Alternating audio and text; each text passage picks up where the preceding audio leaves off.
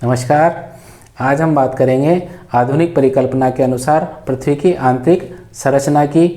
इसके अनुसार पृथ्वी को 3 भागों में विभाजित किया गया है और ये जो 3 भाग है ये आपस में इनके बीच में कुछ स्पेस डिसकंटिन्यूटी या असंबद्धता पाई जाती है। उनके विभिन्न प्रकार के नामांकन किए गए हैं। तो सबसे पहला भाग है भूप्रपट्टी या क्रस्ट। ये भूप्रपट्टी बेसाल्ट और ग्रेनाइट की चट्टानों से मिलकर बनी होती है। इसकी गहराई की बात करें तो स्थल मंडल पर 30 से 40 किलोमीटर की गहराई में ये पाई जाती है। समुद्री स्तर की बात करें तो 10 किलोमीटर के अंदर अंदर इसकी गहराई पाई जाती है। मतलब तीनों जो स्तर हैं भूमि के, उसमें सबसे कम जो होता है वो भूप्रपट्टी का ही भाग होता है। ये जो भूप्रपट्टी है ये आंतरिक परतों की अपेक्षा ठंडी और कठोर होती है।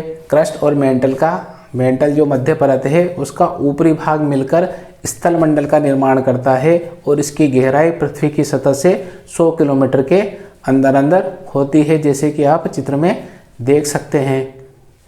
क्रस्ट और मेंटल के बीच में असंबद्धता डिसकंटिन्यूटी पाई जाती है, जिसे मोहो असंबद्धता का नाम दिया गया है। अब बात कर लेते हैं दूसरी परत की। दूसरी परत भूप्रवार या मेंटल कहलाती है। ये लगभग 2900 किलोमीटर गहराई में पाई जाती है। भू मेंटल को 2 भागों में विभाजित कर सकते हैं। ऊपरी भाग 700 किलोमीटर का और इसका निचला भाग 2000 किलोमीटर का पाया जाता है लगभग। इन दोनों भागों के बीच में भी डिसकंटिन्यूटी पाई जाती है, असंबद्धता पाई जाती है, जिसे रेप्टी असंबद्धता का नाम दिया गया है। अब जो आंतरिक संरचना है वो कोर कहलाती है, क्रोड कहलाती है। तो क्रोड और मेंटल के बीच में भी डिसकंटिन्यूटी पाई जाती है, जिसे गुटेनबर्ग असंबद्धता का नाम दिया गया है। अब बात कर लेते हैं तीसरे स्तर की, जिसे क्रोड या कोर कहा जाता है। ये 2900 किलोमीटर से 6470 किलोमीटर के मध्य पाई जाती है। इसे भी 2 भागों में आंतरिक क्रोड और बाहरी क्रोड के आधार पर विभाजित कर सकते हैं।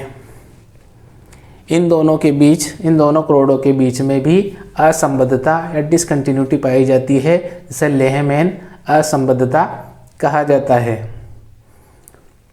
पृथ्वी के आयतन के आधार पर बात करें तो भूप्रपट्टी केवल 5% हिस्सा बनाती है। 78% हिस्सा मेंटल का और 17% हिस्सा क्रोड का पृथ्वी के आयतन में पाया जाता है। अब बात कर लेते हैं पृथ्वी की परंपरागत स्वेग के आधार पर आंतरिक विभाजन की। स्वेग के आधार पर पृथ्वी की आंतरिक संरचना को भी 3 भागों में विभाजित किया गया है। सियाल, सीमा और नीफे। जो सबसे ऊपरी परत है वो सीमा कहलाती है, जो सिलिकॉन और एल्युमिनियम की बनी हुई होती है और कठोर होती है और बेसाल्ट चट्टानों की बनी हुई होती है। दूसरी परत की बात कर लें तो दूसरी परत सिलिकॉन और मैग्नीशियम की बनी हुई होती है। दूसरी परत का जो घनत्व है वो पहली सियाल से अधिक होने के कारण वो ऊपरी परत उस पर गतिमान रहती है, गति करती रहती है। तीसरी परत की बात कर लें तो तीसरी परत जो सबसे बीच में पाई जाती है उसे नीफे कहते हैं। ये निकल और आयरन की बनी हुई होती है और तरल अवस्था में पाई जाती है। इसका घनत्व सर्वाधिक होता है। जब पृथ्वी घूर्णन करती है तो ये चुंबकीय आकर्षण का रूप धारण कर लेती है, चुंबकीय आकर्षण पैदा करती है घूर्णन के कारण। कर लेते हैं भूकंप की।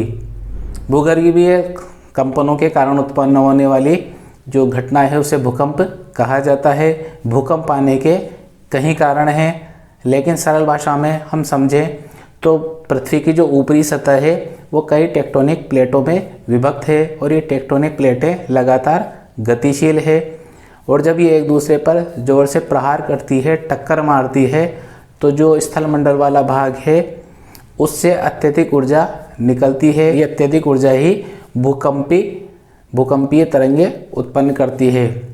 भूकंप का जो निकटवर्ती भाग होता है, जो सबसे निकटवर्ती भाग होता है, उसे एपिसेंटर कहते हैं। भूकंप को रिक्टर स्केल के पैमाने से मापा जाता है और इसको मापने का यंत्र सिस्मोग्राफ कहलाता है। तरंगों की बात कर लें तो पहली तरंगे प्राथमिक या पी तरंगे कहते हैं इसको, और इसकी जो कंपन होता है वो अनुदैर्घ्य होता है, मतलब ध्वनि की दिशा में है। जैसे ध्वनि की दिशा कंपन करती है उसी तरह ये कंपन करती है, मतलब आगे पीछे इसकी गति होती है। इसकी गति ठोस, गैस, द्रव तीनों माध्यमों में हो सकती है। दूसरी तरंगों की बात कर लें तो दूसरी तरंगे द्वितीयक तरंगे या एस तरंगे कहलाती है। ये अनुपस्थ गति कर सकती है केवल, और ये तरंगे ठोस पदार्थ में ठोस माध्यम से ही गुजर सकती है। इन्हें गौण तरंगे भी कहा जाता है। इसीलिए तरंगे धरातलीय या एल तरंगे कहलाती है। ये लंबी अवधि की तरंगे होती है और इनका संचरण केवल धरातलीय भाग में ही हो सकता है। ये पानी में भी गति कर सकती है और ये अत्यधिक विनाशकारी होती है। भूकंप पानी में आता है तो सुनामी कहलाता है, और तटवर्ती क्षेत्रों में ये भारी तबाही तरंगे भारी तबाही मचाती है। 25-25 मीटर की तरंगे उत्पन्न होकर तटवर्ती क्षेत्रों में भारी तबाही मचाती है। भूकंप से जन धन हानि होती है। गुजरात में आए हुए भूकंप से लाखों जिंदगियां मारी गई। हिमालय क्षेत्र में भी आए दिन भूकंप आते रहते हैं, क्योंकि यूरेशियन प्लेट और इंडियन प्लेट में आपस में टक्कर होने के कारण हिमालय क्षेत्र भूकंप का केंद्र बना रहता है। ज्वालामुखी के फटने से भी भूकंप आते हैं। अगर वीडियो पसंद आया हो तो चैनल को सब्सक्राइब करें, वीडियो को लाइक और शेयर